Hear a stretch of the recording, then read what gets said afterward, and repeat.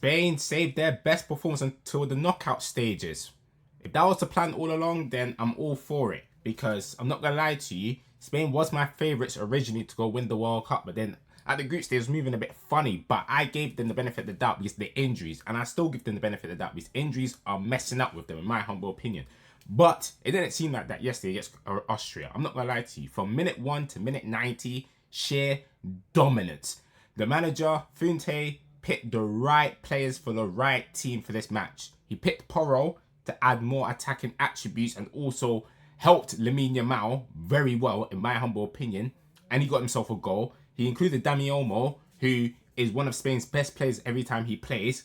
And not only did he manage to bring so much fluidity in that Spain midfield, but also got the ball to Lamine Yamal in dangerous areas for him to do what he does best, which is cause mayhem.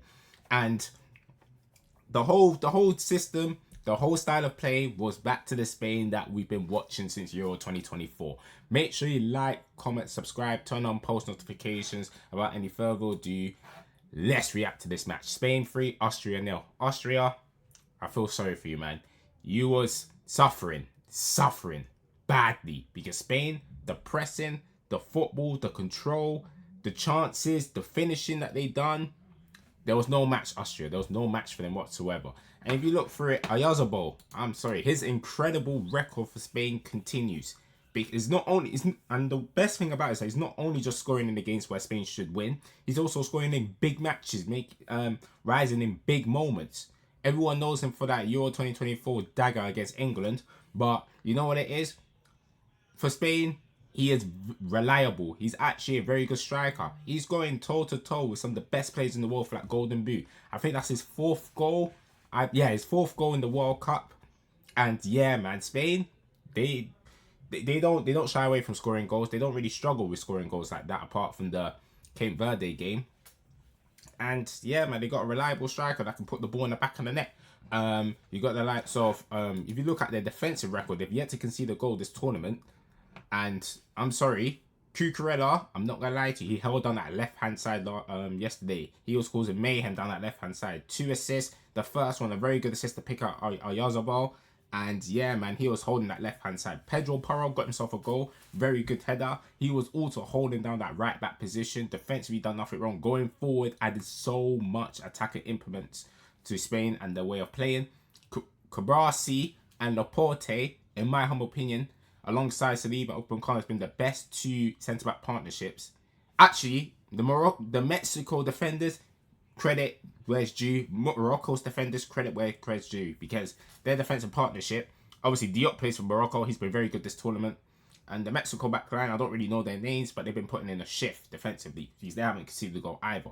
But I don't know, man, there's something about this Spanish pairing of Laporte and Cabrasi. I'm just thinking to myself, yeah, these men complement each other so well. Laporte, rolling back the years, still a very good defender. And Cabrasi, in my humble opinion, has been the best centre-back in this tournament for me. Defensively, you know, he gets criticised because of, like, you know, Barcelona. I don't even think he's a bad defender at Barcelona. I still think he's a very good defender at Barcelona, but the high line definitely exposed his deficiencies. And Hansi Flick's high line definitely won them something. And he made a comment a few months ago when he said that the high line is only an issue if the team doesn't press well. And I fully agree with that. If the team doesn't press well, the high line gets destroyed, in my humble opinion. But Cabrasi in this national team, I would say Spain played a high line yesterday, and he didn't do anything wrong. Even when they're not playing the high line, he's still reading the game, tackling the ball, making good interceptions. On the ball, he's very comfortable on the ball, progressive passes, helping up in build-up. Because Spain, in my humble opinion, in terms of build-up, they're the best nation in terms of build-up. They got so many technicians, not only in defense, but also in midfield, that's so comfortable playing out of trouble. And Cabrasi, in my humble opinion, he's been very, very good, man. Very, very good still. Best defender in the World Cup for me, the way he's performed. Because obviously Laporte is the leader of that back line, but it would have looked like it the way Cabrasi knows how to marshal the back line. He knows what he needs to do. He makes everyone around him play up to their level. That's a sign of a very good player, isn't it? Rodri, Pedri in deeper positions, connecting very well. Rodri looked very good out there. Less losing off the ball, being that Rodri that we all know before the injury, of course. But yeah, Rodri done his thing. Pedri done his thing. Instrumental to Spain's first goal. People, yeah, Pedri's another one. I don't know what people see if they criticize Pedri. I don't know what people actually watch when they criticize Pedri. Because I'm not gonna lie to you, their favorite midfielder not looking too over there in Portugal, whilst Pedri is putting in performances. I'm not sending shots. I'm just being real with it, innit? So we're gonna speak about Portugal in a minute, but yeah, man, Pedri didn't do anything wrong. Lamine Yamal, obviously they gave him man of the match to Lamine Yamal, and I don't think he was the best player on the pitch, but he's still done his thing. But the levels that Lamine Yamal has shown, this is just like a good performance for him for his standard, a good performance, and he got a man of the match award. I don't think he should have won it personally, but you know what it is. He was still one of the best players on the pitch. Had the most touch in the opposition box, took the most shots, completed the most dribbles. You see, Neymar, I feel it was an interesting battle because there was a couple of times when Neymar got the better of Lamine Yamal, whilst there was another time where Lamine Yamal got the better of Neymar. But I honestly believe Yamal won that battle because he was nutmegging him more than one occasions, and also being the danger man, trying to create chances, trying to do some nice touches. But the shooting wasn't really there for Lamine Yamal. That the finishing weren't there. That he should have scored. The chance which was saved by the goalkeeper. But he still had a very good performance, Lamine, innit? And yeah, man, in terms of this whole World Cup superstars rising, Lamine doesn't have the statistics, but the performances, in my humble opinion, he has that, given that he came into this tournament relatively unfit.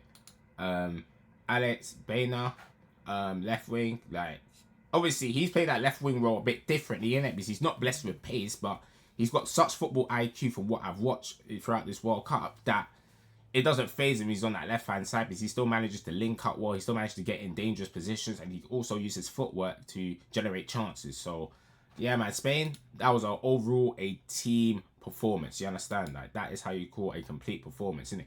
23 shots to 5, 10 shots, like, none on target for Austria. Like, bro, they just got beaten by a better team, bro, by a better nation. Spain, murder she wrote. They were dominant, absolutely dominant, and that is the lineup that they should go on further notice. Obviously, because they have Portugal next, I think Llorente is gonna come back into the side, but I don't think Llorente helps the amount in any sort of circumstance. Not because he's not a good right back, but also because he doesn't overlap in it. He likes to stay where he is, innit? And obviously with Porro, defensively, he has question marks, but with Porro going forward, it adds a different dimension to Spain. So I believe Porro should keep his place personally, because the best form of defense is to attack, in my humble opinion. That's why I would like my teams to defend, if you know what I mean. But yeah, man, Spain, very good win. Austria, unlucky. And yeah, man, let's see what happens, man. Shout out Spain, you understand that? They're showing why they're some people's pick to win the World Cup. So yeah, man, hopefully that continues for the Spanish fans and that, because I actually like Spain. I like the players that they got, and I want them to do well. Make sure you like, comment, subscribe, turn on post notification. About any further ado, I'm out. Peace.